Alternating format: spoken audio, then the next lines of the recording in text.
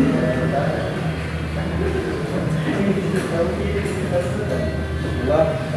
warahmatullahi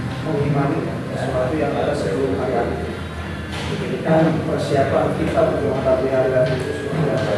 Dokter ada keterangan yang menunjukkan bahwa dunia menjual. Jadi dunia itu adalah badannya. Bahagia dan sengsaranya kita di akhirat nanti tergantung apa yang kita lakukan ini. Jadi ibaratnya kurang muat konten yang pasti bakal ada konten. Kurang muat apa pasti bakal menang. Jadi bahagia dan pendaya yang kita nanti lakukan tergantung perbuatan-perbuatan kita. Itu merupakan salah satu tauhidan. Oke, selanjutnya ada iman kepada para nabi. Kita juga harus meyakini iman kepada para nabi. Bukan hanya sekedar meyakini tentang mujizat dari Allah, tentang badai-badai yang mereka miliki, tapi kita juga harus mengimani terhadap apa yang mereka sampaikan. Dan juga salah satu alasan bahwa Allah mengutus para nabi itu sebagai hujah. Kalau yang tahu hujah, jadi hujah itu adalah alasan yang berkaitan dengan keagamaan. Kalau nggak salah, hujah apa? Nah, jadi ketika gambarannya nanti di akhirat itu kita di hari pembalasan, di hari hisab, di seluruh amal manusia itu bisa diminta pertanggungjawabnya oleh Allah. Terus ada beberapa orang yang punya alasan tersendiri hendaknya tidak bisa beribadah. Jadi singkat amat ini, kenapa kami tidak beribadah? Ya Allah, Nabi itu tidak beribadah, tak terlepas. Jadi Nabi tidak bisa sempat beribadah, lantaran mengusahakan apa? Maka Allah dijawab, kami dirinya Nabi Sulaiman.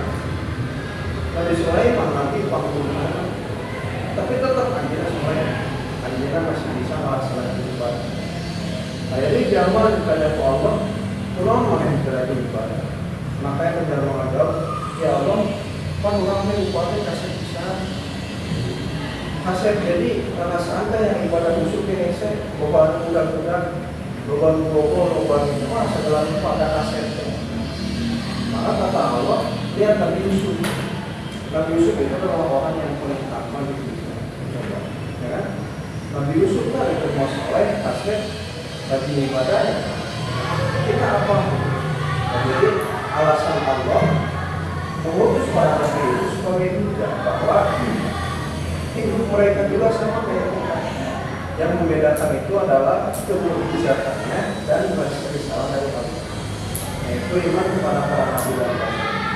Jadi sebagaimana yang kita ketahui bahwa dalam Al-Quran itu yang kita harus pahami, yang harus kita hafal itu kan jumlah para nabi itu cuma ada 25.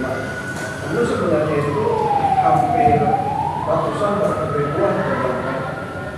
Namun Allah memisahkan orang-orang terpenting dari para nabi agar kita imbang mengikuti apa yang mereka ajarkan.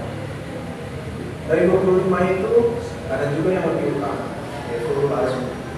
Jadi ulul azmi itu adalah para nabi yang memang Allah berikan ujiannya itu sangat berat. Ujiannya sangat berat dibanding dengan para nabi yang lain. Nah, kemudian ini bahwa para nabi itu kan mempunyai risalah masing-masing menghadapi kaumnya masing-masing, terus dengan misi dan cara berdakwahnya masing-masing. Namun sebagian yang harus kita perhatikan itu adalah mengenai nabi yang memiliki dampak terbesar dalam sejarah peradaban Nabi Muhammad dan kita semua. Malahan ada salah satu buku yang memang ditulis oleh seorang ateis, orang yang tidak agama. Dia menulis 100 tokoh yang mempengaruhi peradaban. Nah, yang menarik itu adalah dia memposisikan Nabi Muhammad itu sebagai urutan pertama. Jadi posisinya Nabi Muhammad itu sebagai orang yang paling pertama dalam mempengaruhi peradaban dunia. Itu kan luar biasa. Jadi yang menulisnya itu bukan seorang muslim, tapi orang yang memang tidak beragama. Namun dia menunjukkan bahwa peranan Nabi Muhammad itu menyampaikan atau menjalankan sebuah tugas dari Tuhan, yaitu dari Allah, bukan hanya sekedar untuk memperbaiki kehidupan manusia, tapi juga dari apa yang disampaikan oleh beliau itu sesuatu yang memberikan sebuah bekalan untuk kehidupan setelah di dunia.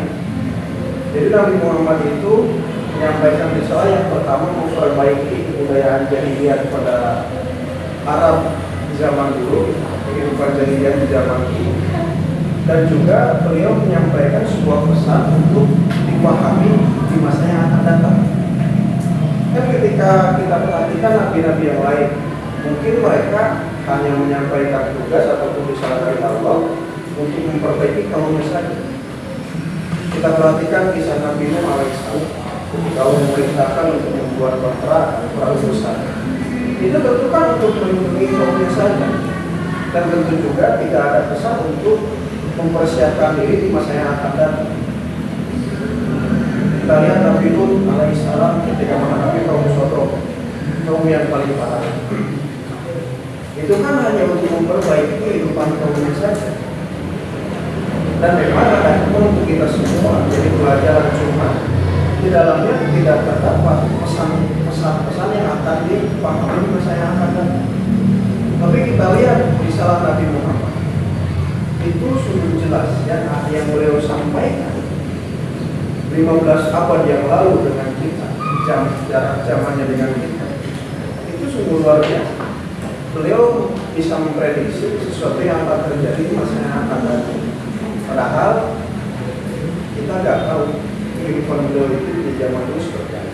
Yang kita ketahui dan cukup kita ketahui adalah bagaimana menyikapi ataupun mengimani apa yang setiap beliau sampaikan kepada kita.